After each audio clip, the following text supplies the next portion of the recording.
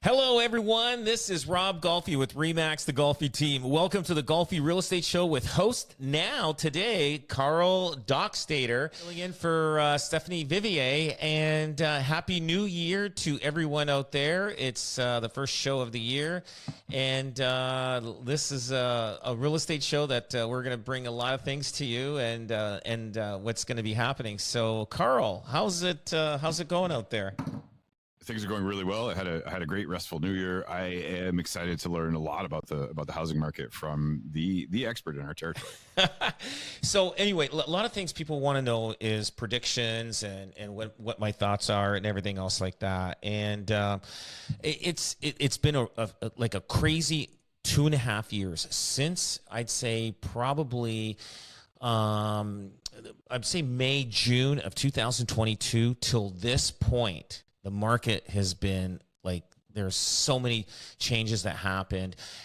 Everything totally not traditional when it comes to, stats and everything, like no trends or anything like that. Like we usually have, every quarter, this is what typically happens. But because of COVID, it kind of shifted everything sideways, upside down and everything. And looking at the sales for the month of December, the numbers look like they're pretty well in line with what happened last year. Nothing great. And last year, when we say last year, I should say 2023 versus 2024, they were probably in line. Now, sales have been not as strong as we normally like them to be just because of interest rates. And things have changed now. The interest rates are sliding back down again, which are going to probably help the 2025 year. And they need to do that. The government needs to do that because nothing's happening. Nothing's being built. And so I truly feel that the market's going to be doing well, but not in a point where housing prices are going to go up 50,000, 100,000. And that's what people are misreading and hearing is like the Scotiabank just put out a press release saying, how they feel what the market's going to be. And they're saying, oh yeah, housing's going to be up 6 to 8% in 2025. I don't know. I think the market will be good, but it's hard to gauge, if the market will be up 6 or 8%. And I just had a guy I was talking to, and we have his house for sale. It's overpriced right now. It's in Fort Erie. And I said to him, I go, listen, your house is not 6 to 8% more than what it is now that's not selling. I said, we have to get your house priced accordingly to what the market will do, because we had no showings on it. He wanted to try that price, and nothing's happening with it. But what we have experienced was a lot of people holding on to their houses, not moving, because the cost of moving, and it is expensive. And I still think we'll see a little bit of that, but I do feel that more people will come into the marketplace. Now, a lot of people say they want to wait, a lot of first-time buyers, and, wait to save up more money. I think, it's hard to gauge where the market's going to go. I don't want to say, yeah, buy now, and the market's going to keep going up. And then if it doesn't, and maybe it slides a little bit down, and then you feel bad for the person because they say, oh, I should have waited. It's hard to tell. Nobody knows. But the one thing I do know, house prices do double every 10 years. And that's happened since 1960 to 2024. Now, the only one decade that house prices didn't double, it was the 90s. And from 1990 to 1999, it was flat that whole 9-10 years. And it's just because we did have a major spike in 1988, 89, and in the beginning, the first couple of months of 1990, then things fell apart just like it did in 2022. Now, will we see a flat line? We have seen the market go flat for the last 2.5 years.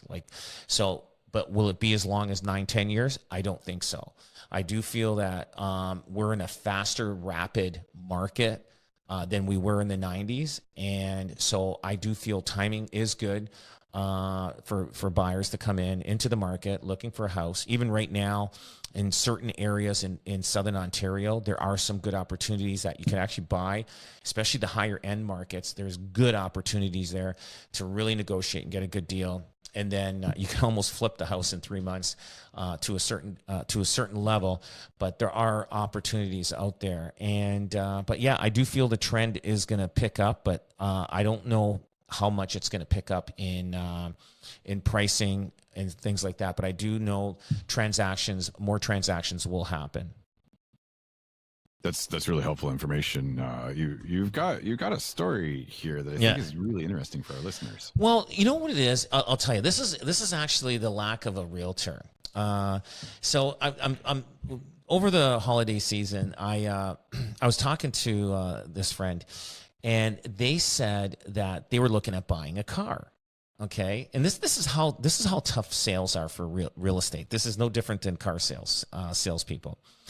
So this lady was ready to go in on Friday. This is a couple of Fridays ago that she said she was going to go in to sign papers to buy this car that she looked at and test drove and everything. Right? She goes, okay, I'm going to come in on Friday. And this guy, the sales guy goes, oh, I'm off on Friday. Can we do it the following week? Like Monday or something like that. And she goes, okay. So anyway, she goes back online looking for, different cars, see if any new cars came up online, and there was one. And so she calls that person, yeah, come on down, take a look at it, boom, boom. She buys that car. The guy that said he couldn't do Friday to meet with her, he's going to find out on Monday that she's not coming in and she's not going to be buying a car from him. That shows you, if you snooze, you lose. Like realtors out there, they have to be responsive. That guy should have had somebody to take care of that client for him. That was because he couldn't be there on Friday. And it shows you that more and more real estate agents are, they have teams, they have support staff, they have all that. I just wanted to show that when you're hiring a realtor or you're hiring a salesperson, even hiring a salesperson for selling a car, hey, you should have a buddy system. Like salespeople should have a buddy system. Listen, if I can't be there, I need you to be there. Of course you can't be there all the time.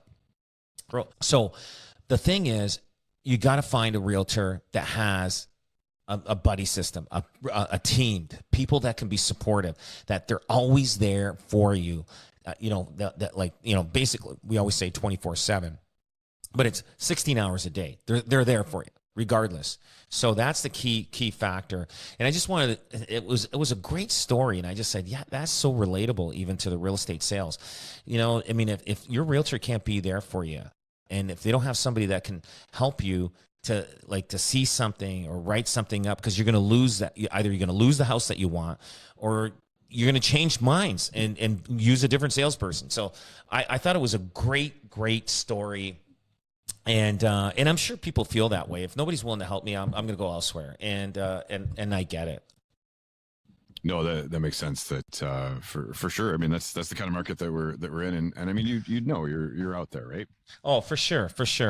But it is crazy how things operate out there. But now, let's get back to the real story of real estate. So, would I be looking at buying houses in 2025? Yes, absolutely. But what's happened is, we know there's been a fall in sales. We've been talking about that, but like I said, I think timing wise is good.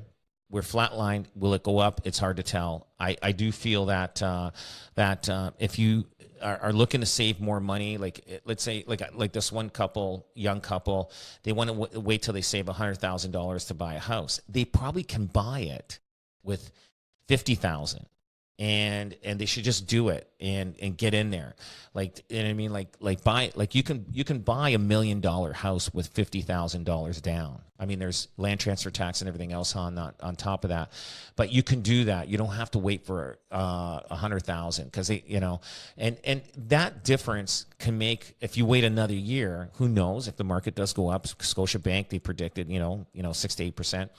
Who knows what next year may bring. If it's up 8 to 10%, now if you look at $1 million house, that means it's worth $80,000 more. Well, you would have made that $80,000 on your equity, your net worth, if you did buy now, and if it did go up towards the end of the year or into next year. So I get it. You want to put more money down on the house, but don't let time escape you and inflation beats you on buying a house. Get in there right away. And I did. I've overpaid for houses, and guess what? Time went by. Now it surpasses what I've put into it. I've had one house that I bought, and I've put just as much money into that house what I paid for it, and it didn't take very long for the value to catch up to it, to see what it is, because I over-improved the house. Now, you over-improve it for yourself. You don't over-improve it to flip. So you don't have to worry about that. And I think you're fine in buying something, and it depends on the market. If it goes up a little bit or down a little bit, you are in good shape because you own a nice hard asset that you can touch and feel and everything else like that. That's really good to know. I'm curious about some real estate trends and predictions that you might have, Rob. Yeah, I think I think the year is going to be fantastic. It's going to be incredible. We're all hoping for that, especially with the realtors.